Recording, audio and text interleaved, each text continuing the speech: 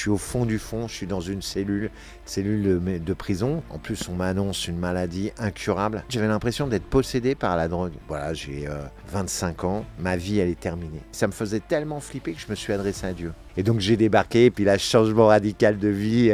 Voilà, j'ai donné mon cœur à Jésus. Bienvenue dans ce deuxième épisode où on reçoit le premier invité, Laurent Gay. Je suis tellement heureuse. En fait, j'avais tellement à cœur de me dire, mais tu me connais depuis que je suis... Même quand j'étais pas née, tu me connaissais. C'est vrai. Ton témoignage est incroyable. Et même quand je grandissais avec toi, je connaissais même pas ton témoignage tellement t'étais transformée. En fait, t'étais carrément une autre personne.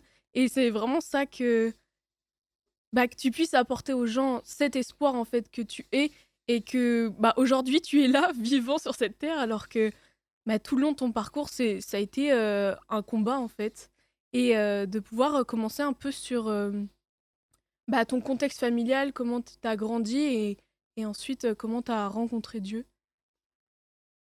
Euh, alors, comment j'ai grandi? En fait, voilà, je suis un enfant issu d'une famille avec mon grand frère. On était deux frères. Mon frère était mon aîné et c'est vrai que j'ai eu un climat un petit peu difficile dans le sens où j'avais un ressenti. Il me manquait des bonnes doses d'amour, d'affection, voilà. Et du coup, j'étais un enfant triste. Et par nature, l'enfant, il doit être heureux. Mais j'étais pas heureux. Voilà, on pratiquait pas beaucoup la joie de vivre à la maison. J'ai jamais entendu parler de Dieu. Jamais. Voilà, ça faisait pas partie du cadre familial. Ça faisait pas partie du tout de la culture.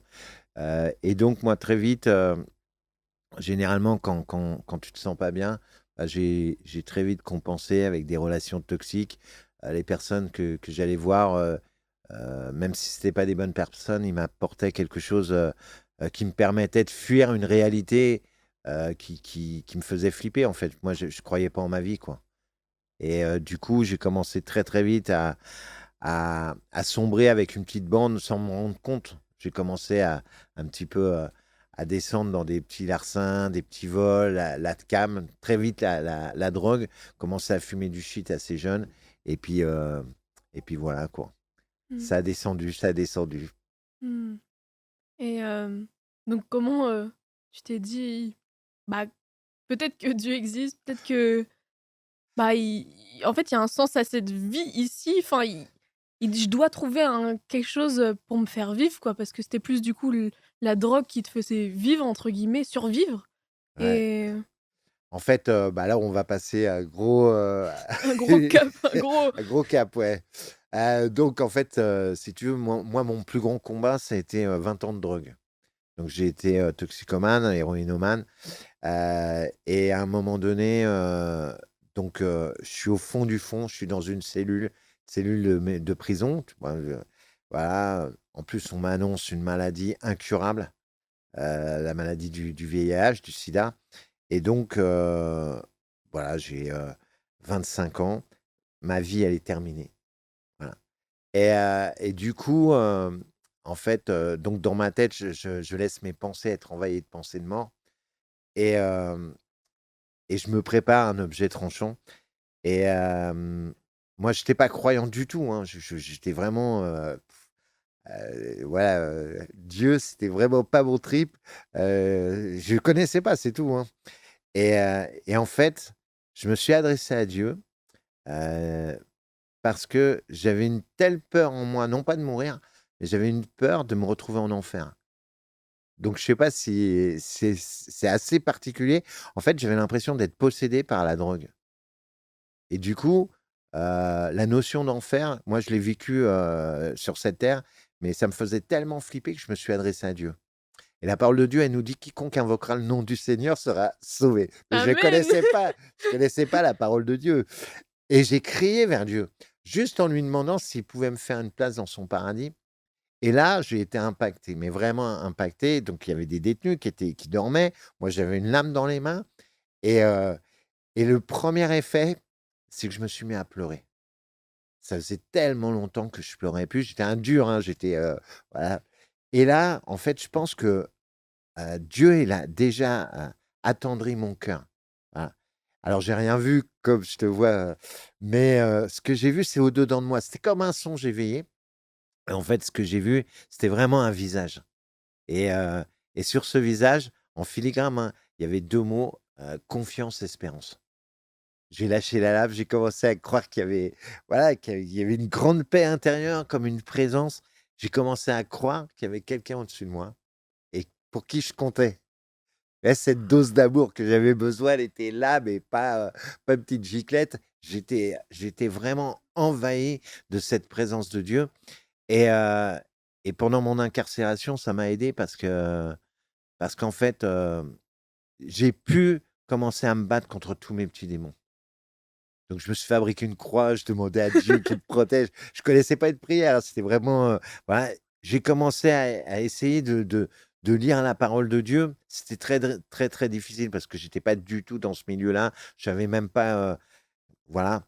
Et puis, le premier miracle, c'est, que je suis sorti, même la justice, elle a reconnu un non-lieu. Ça veut dire que je suis sorti sans être jugé et le problème, c'est que même en sortant, même en ayant Dieu en moi, en fait, moi, je connaissais pas Dieu.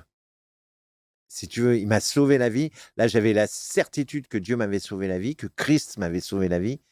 Mais, mais en fait, j'ai eu la foi à ce moment-là, mais mon cœur, il n'était pas tout brûlant pour Jésus.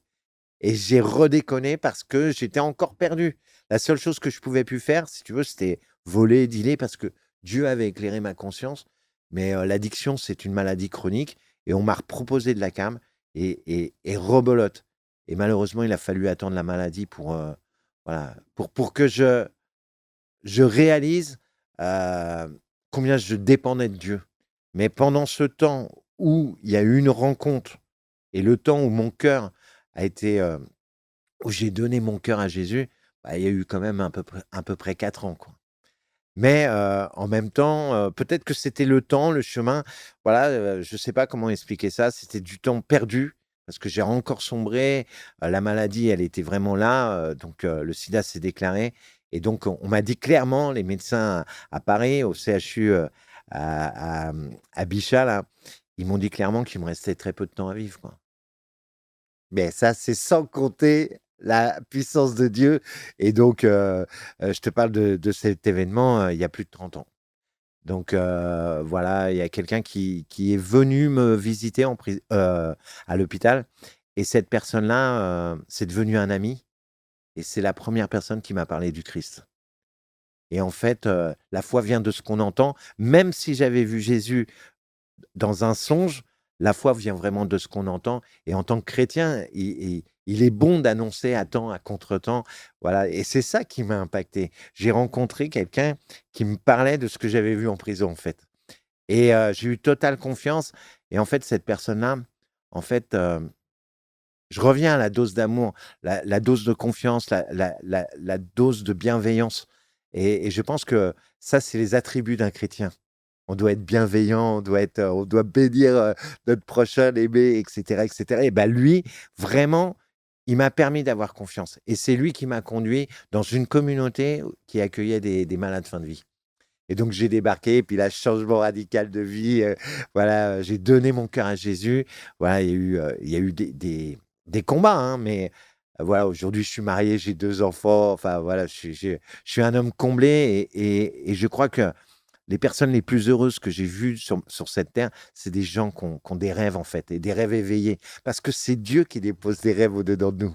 Et si Dieu dépose un rêve, il y a aucune raison, que ces rêves, se réalisent pas. Dieu me permet aujourd'hui, d'être heureux parce qu'il est la source de ma joie. Amen. C'est Amen. incroyable. C'est incroyable. Mais ça, je pense que ce déclic, ça a été de que Dieu place une personne sur ton Je chemin pense. pour être entouré, en fait, de changer l'entourage que tu avais. Parce que tu as dû peut-être, en sortant de prison, avoir ce même entourage qui se mettait sur toi. Je sais pas comment trop expliquer. Ou c'était plus, de retourner dans ce que tu connaissais, en fait? En fait, je pense que, il a fallu ce temps, cette rencontre a préparé mon cœur. Si tu veux, je pense que peut-être qu'il y avait des si tu regardes, si je regarde un petit peu ma vie avec du recul, il y a certainement eu des bonnes personnes, mais mon cœur n'était pas prêt. J'étais dur, voilà, il a fallu la rencontre personnelle, il a fallu aussi, Mmh. les épreuves de la vie et je pense que c'était le timing de Dieu. En fait, ouais, des fois, on programme des choses, voilà, mais il y a le temps de Dieu qui ne nous appartient pas. Ce que Exact. je dis, aux jeunes, de ne pas perdre de temps, vraiment, si ils ont rien à perdre avec Dieu, ils ont tout à gagner et c'est vraiment, moi, j'ai l'habitude de le dire, c'est un peu ma punchline, si tu fais pas du bien, tu fais de la merde et Dieu va te permettre de faire de grandes choses et il croit en nous et nous s voilà, franchement, il a il a une audace fou de croire en nous. C'est un truc de malade, quand même et nous, on a juste à croire en lui.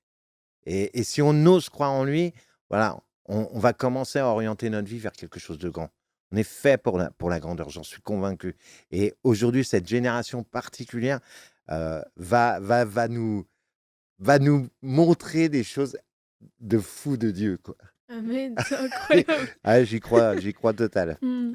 Mais ça et pour ces personnes qui justement, cherchent Dieu, enfin cherchent un sens vraiment, de se dire: «OK, c'est un choix personnel d'abord, c'est d'abord d'ouvrir son cœur et ensuite Dieu met des personnes sur ce chemin-là». Parce que si ce chemin personnel n'est pas fait ou juste ce questionnement sur Dieu ou ce questionnement sur la vie, c'est sûr que les personnes ne peuvent pas, agir dans ta vie, en fait. Et pour ces personnes qui justement cherchent cet entourage, cherchent, heu, bah, comment être accompagnées, comment est-ce que tu donnerais ce conseil-là de se dire, «Rapproche-toi plus de je sais pas, d'une communauté», de comment en fait, Alors effectivement, moi je pense qu'il y a déjà cette recherche personnelle. C'est-à-dire, en fait, quel sens je donne à ma vie, en fait? Moi, je sais que j'ai passé à peu près 20 ans dans le monde de la rue, dans la drogue et cetera. Mais depuis que je connais Jésus, beh, ma vie, elle est 100 fois plus passionnante, quoi. C'est une aventure et la vie, c'est une aventure, il faut la vivre et si tu vis cette vie avec Jésus, beh, waouh, il va t'emmener sur des voilà, il va te faire des rencontres incroyables et ça, c'est ça qui est kiffant. C'est-à-dire qu'on va pas se contenter uniquement de ce que nous propose le monde, on va au-delà et là, il y a des défis de fou à relever et c'est ça qui va nous permettre justement d'orienter notre vie, d'élever nos pensées vers Christ et à partir de là, bah, voilà, on aura, au-dedans de nous une véritable satisfaction et il y aura une véritable loyauté au-dedans de nous. On marchera avec Christ, quoi. C'est pas rien de marcher avec Dieu, quoi. c'est C'est incroyable. C'est dingue. Non, en vrai, c'est super beau ce que tu dis de pouvoir que Dieu te donne des rêves pour pouvoir bah, c'est ça, les vivre. c'est Bah exactement ça. et c'est trop fort ce que tu dis parce qu'il y en a beaucoup qui n'ont pas de rêve, qui n'ont rien quoi et de se dire: «Mais où est-ce que je vais? Je vacille». Mais de se dire: «Toi, tu as vacillé pendant 20 ans». Jésus, c'est la solution à nos problèmes, quoi. Mmh. Il est le remède, il est le médecin, enfin, il est vraiment, voilà. Alors maintenant, de pour basculer en Christ, voilà, il y a tout un chemin et il y a les événements de la vie, il y a les rencontres, il y a notre cœur. Qu'est-ce que tu aurais à dire à cette personne qui hésite entre ces 2 chemins en fait à prendre ou même à ton toi d'avant, avant de faire toutes ces choses? Alors, si moi, je crois à ce Dieu d'amour d'abord, voilà. Si on fait pas cette rencontre du Dieu d'amour qui vient combler au-delà de toutes nos attentes, effectivement, le monde est attirant, le monde est séduisant. Moi, ce que j'aurais bien aimé qu'on me dise, c'est justement, combien je compte et parce que si toi, tu as pas été valorisé, si voilà, tu vas chercher, justement dans des plaisirs un peu, furtifs de la vie Et la validation des autres aussi. et bien sûr, mais on a besoin d'exister, en fait. Voilà et souvent, le plaisir, c'est une souvent, c'est pour, combler quelque chose. L'amour de Dieu vient remplir tous les vides, toutes les blessures, tous les sentiments de trahison, tous les sentiments de rejet que tu as pu vivre et ça, tu peux le vivre uniquement si tu as fait une rencontre. Quand j'étais petit, déjà, j'aurais bien aimé peut-être me prendre un bon coup de pied au cul et qu'on me dise: «Hey mon gars, arrête de gâcher ta vie, quoi et vois». vois le potentiel qui est au-dedans de toi. Mmh. Mais ça, on me l'a jamais dit. Et du coup, bah, voilà, tu cherches à exister au travers de ce que le monde te propose et dans l'environnement que tu es. Et moi, voilà, j'ai vrillé à ce moment-là. Mais c'est ça que je pense que je me serais dit, quoi. Voilà, essayer de regarder essayer d'être entouré de personnes pour qui tu comptes. Et je pense la dernière question qu'on posera à tous les invités, quelle est la plus grande preuve vivante que Dieu existe? Après, je sais pas si c'est très objectif. Moi, je suis une preuve vivante, si on veut, au Let's go, niveau. c'était ça! Si on regarde, mon parcours, Dieu, en cherchant un petit peu, on va comprendre que il va, encore une fois, il va animer, tout notre être. Il va animer, tout à l'heure, sur le plan psychologique, il va animer sur notre plan social, sur notre plan professionnel, il va animer, sur notre plan sentimental, il va tout animer, en fait. Et ça peut permettre de dire: «Bah oui, et Dieu, il existe, moi je l'ai rencontré et c'est une vraie preuve vivante de l'amour de Dieu». Amen! Incroyable, Heu, c'est incroyable. Vraiment, merci beaucoup Laurent et tu as aussi un podcast? Oui, je oui. te si, je te laisse l'honneur de faire ta petite pub. Merci. Non, alors, voilà, je pense que si Dieu touche un cœur, c'est pour, nous permettre d'entreprendre des choses et Dieu a mis sur mon cœur vraiment de pouvoir aider les jeunes. Donc j'ai monté une association qui s'appelle Aidons-les à grandir et on a fait un podcast, alors pas, aussi professionnel que vous. C'est le premier Mais, épisode. voilà, c'est au-delà de Mmh. l'adversité, donc des contenus, de 10-15 minutes avec des interviews de temps en temps. Mais c'est vraiment là, on est, voilà, comment on peut dépasser justement, cette difficulté. Donc là, on est dans la résilience voilà. Et c'est vrai que c'est des contenus qui vont toucher les jeunes, tout ce qui est le mal-être, les problèmes de santé mentale. Voilà, en tout cas, si vous pouvez en faire de la pub, au-delà de l'adversité. Merci beaucoup Laurent et vous pouvez le retrouver sur Insta. C'est Laurent Oui, Gay. Si vous avez des questions, si vous avez besoin d'aide, je pense que tu peux vraiment les rediriger et les aider. C'est ta vocation, quoi. D'avoir pu être là, pu témoigner, pu être cette preuve vivante et on se retrouve dans un prochain épisode. amen. Goodbye!